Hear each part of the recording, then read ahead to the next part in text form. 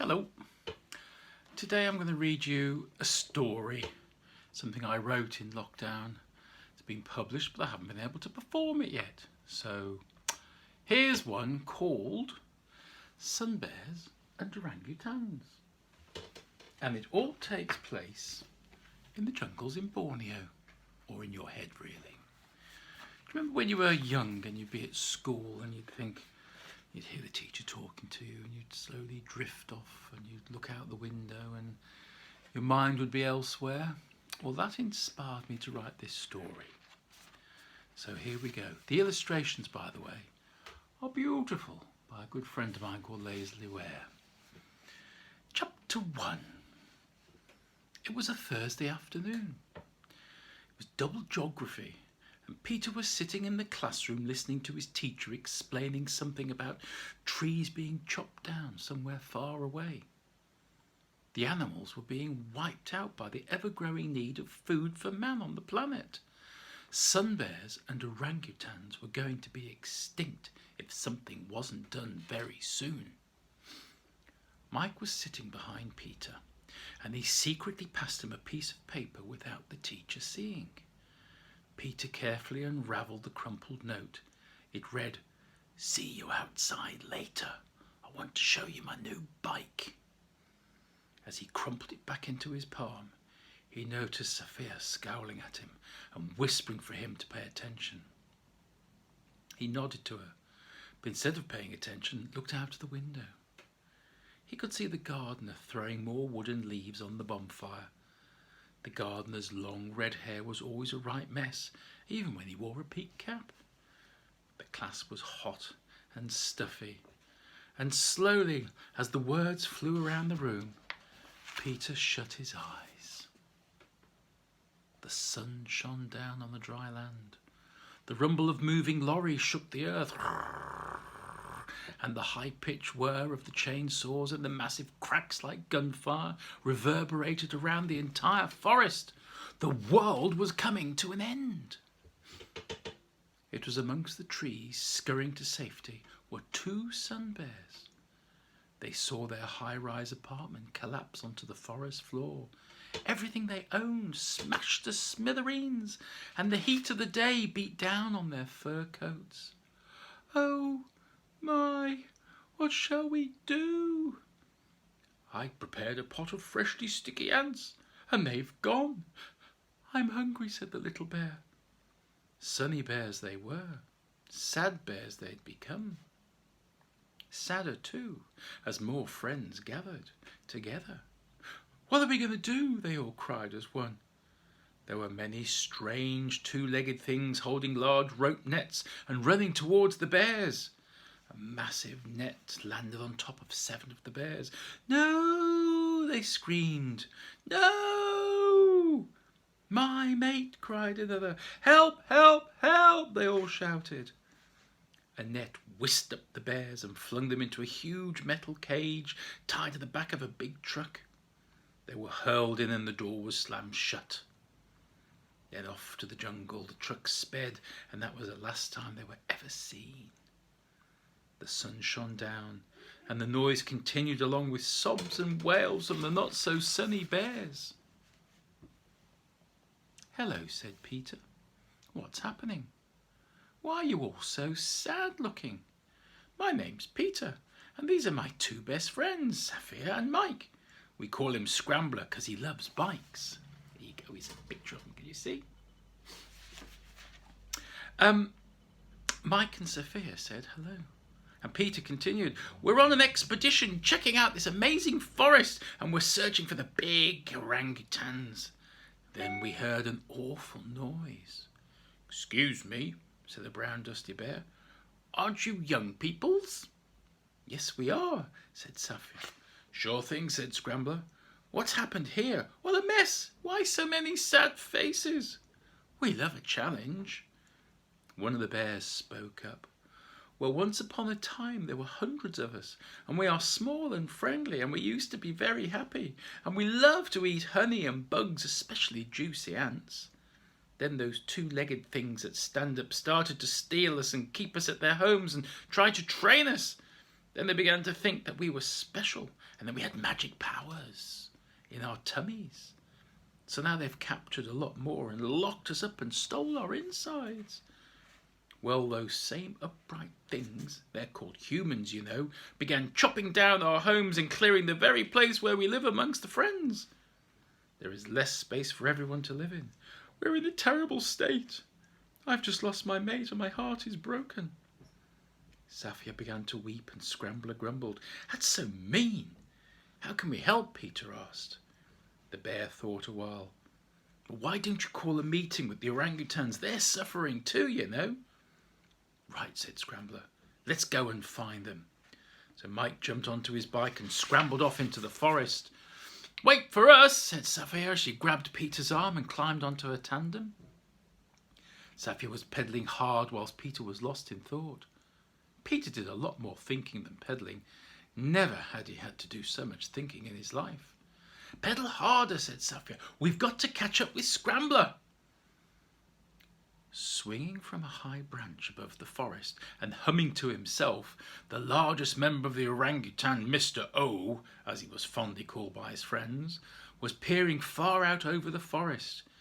He spied a cloud of dust and heard a rather buzzy sort of noise that seemed to be getting louder and closer. This is different, he thought. I know of those metallic noises eating our trees, but what's that noise? I don't recognise that sound at all. What's that rhythm? I think I can sort of get into the groove. Suddenly, Scrambler burst out of the forest and into the clearing. Whoa, he said. These wheels are not for me on this terrain. I've nearly shook myself to pieces. Mr. O was confronted by a young lad on a bike. What is that sound emitting from your noise machine, young thing? That sound, my great hairy one, is music to the ears. It's yours truly and my band, and it's our latest recording. It's called Down in the Jungle. Cool, eh? Mr. O could not believe his ears. Listen up, said Scrambler, just as Peter and Safia arrived, panting out of breath. Me and my mates met some seriously sad bears back in that forest, and those big things are tearing up their homes and they're being taken away forever. Seriously, we need your help to come to the rescue. It's terrible, said Safia, watching her breath. They're being destroyed. Mr. O let out a mighty cry, and the whole forest shook. Here's Mr. O, look at that. Trees began to twist and sway, and then right in front of Scrambler's eyes, a whole lot more orangutans appeared. Never seen so much hair in such a mess. Hey, guys, you never stopped to look in the mirror or something? You, said an even larger orangutan, come here. Scrambler was about to move forward when a large hand swept him off the floor. He was face to face with Louis III. My little thing, hairless thing. We have a code of conduct and respect in these parts, and you are not exactly conducting yourself in the way that we like. The orangutan stopped for a moment and nodded his head. Why should we help you or your bears? We've got our own problems. We too are seeing our trees and homes mangled and taken away. Fire sticks are shooting us, and we have friends who have vanished right in front of our eyes. But, said Scrambler, you're so much larger and they're bullying the small sunbears. Right, said an orangutan called Clyde. My son was in films with those big things called humans. They're not all bad, you know. He's a nice place of his own and he's well fed, although he does write via pigeon post and lets us know he misses his home up in the trees. He's nowhere to swing his arms unless it's out on the streets on those lampy posts. All right, said Louis III. Here's the deal. We're all getting used to your noise, and some of us seem to be even liking your sounds. How about you play for us for a while we sit and discuss the situation at hand? You play, we'll have our say. Wow, that's a great line, man. That's really poetic. I mean, orangutan. Scrambler thought for a few seconds and he realised that the only way they would get the orangutan clan to help was to perform with the band, no less. But how? Here's some bears. Look at that. Isn't that cute? It was very dark and it was very bumpy. and it was very scary. Sunny and Merla were tied in the cage, banging along in the back of a truck.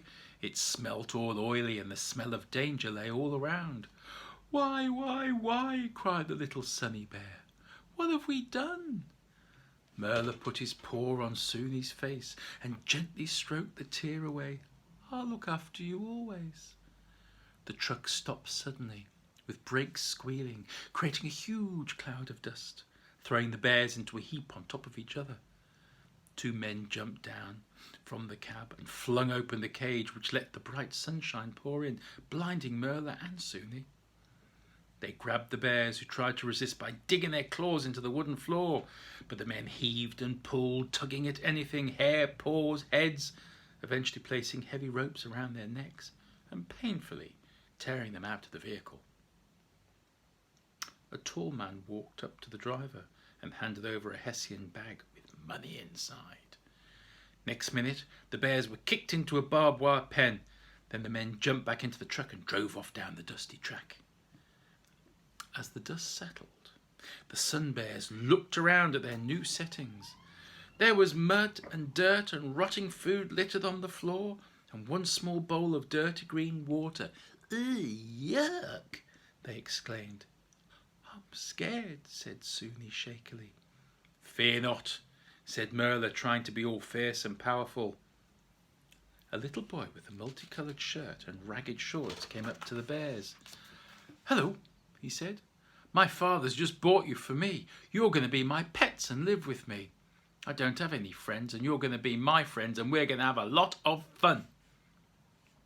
The Sun Bears were not expecting this kind of introduction, especially after their recent painful kidnapping and heavy handling by the bullies.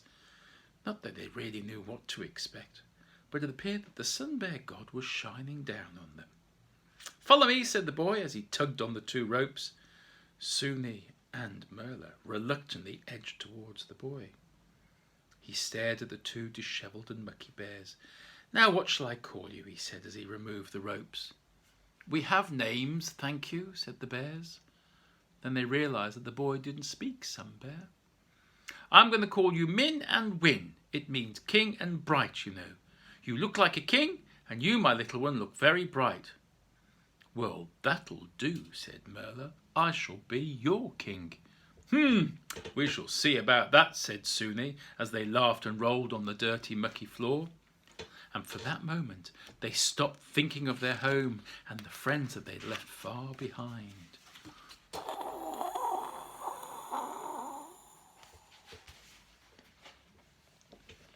The orangutan clan had gathered in the middle of the forest clearing. What is this? They all exclaimed. We don't like meetings up unless it's for a very, very good reason, said a rather large, podgy orangutan with a hair over his forehead. Mr. O coughed, banged his chest a couple of times, and let out a special meeting called Roar. Fellow Tangars, he started. We are gathered here in our homeland with a big problem on our shoulders.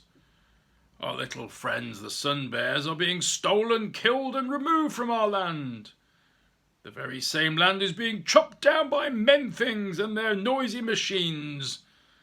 The time has come to do something before it's too late, because if we do nothing, we too shall vanish from our home that our ancestors roam freely amongst the trees. Our new little friends will entertain us whilst we sit and think about what we must do. I present to you Scrambler and the Jungle Path Band.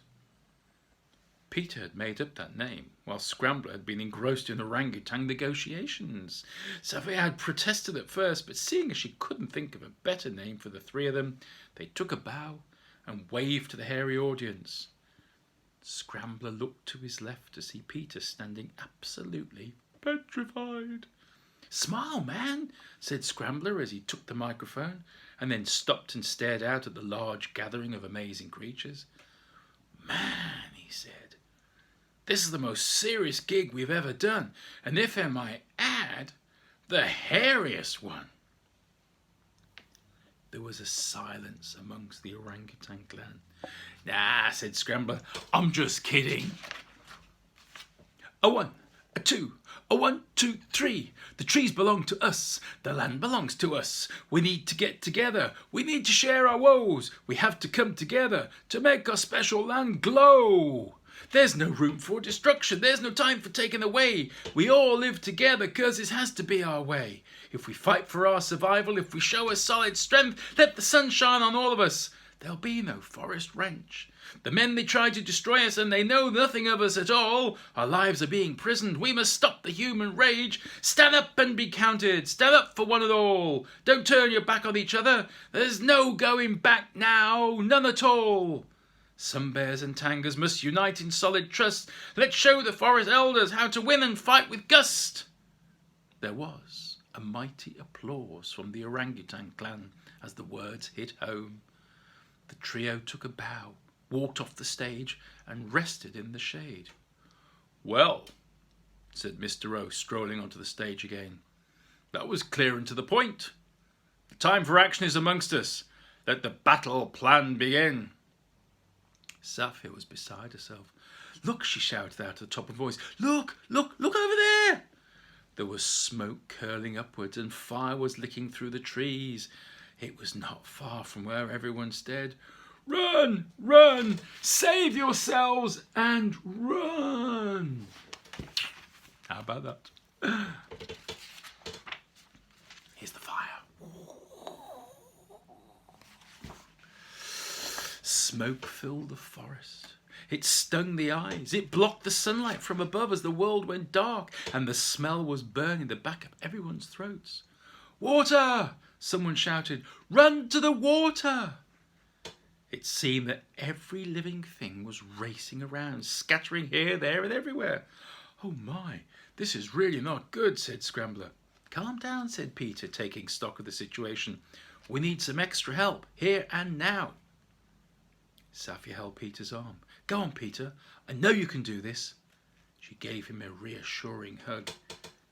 He closed his eyes and shouted out very loud, "Give me the power of magic now!" The smoke turned a sort of greeny purple and began to glow and sparkle, and then a huge wind, well, more like a vacuum cleaner, sucked the entire fire and smoke and scrumped it with a massive banging and beating noise. "Yip, yip, yip, yip," was followed by a very distinctive kazam. It was the miracle of the forest. The fire was out. The smoke had gone, and in the middle of the tree sat a rather smoky-looking Peter with dazed purple eyes. "Whew, that did it. Told you you'd do it. Brilliant," went Safia. "Hurrah," went all the orangutans. "Hurrah," went the sunbears as the sun shone down on them. "Yippee," went all the other moving creatures in the jungle. "Hey man, that was really cool," said Scrambler. "Well," said Mr. O, composing himself, "back to the reason we have gathered. We have to save ourselves. We have to save our sunbears, and we've got to stop our homes from being destroyed by man. What shall we do?" "Peter! Peter! Peter!" The teacher looked a touch displeased as she stood over him. Peter opened his eyes, sat up, startled, and looked around the classroom. Where had the jungle disappeared to? Where was Mr. O and the rest of the orangutans? Where was Scrambler and Safia? He turned around and saw Mike giggling behind his hands, while Safia had her head down staring at the desk. Peter looked up at the teacher and realised he'd fallen asleep in her class. "Please, miss," he said, we need to stop it now. All the animals are losing their habitat and the forests are being destroyed, and we need to save the animals and the land from further destruction. Miss, you got to save Mr. O. We just have to, or there won't be anything left for us when we're growing up.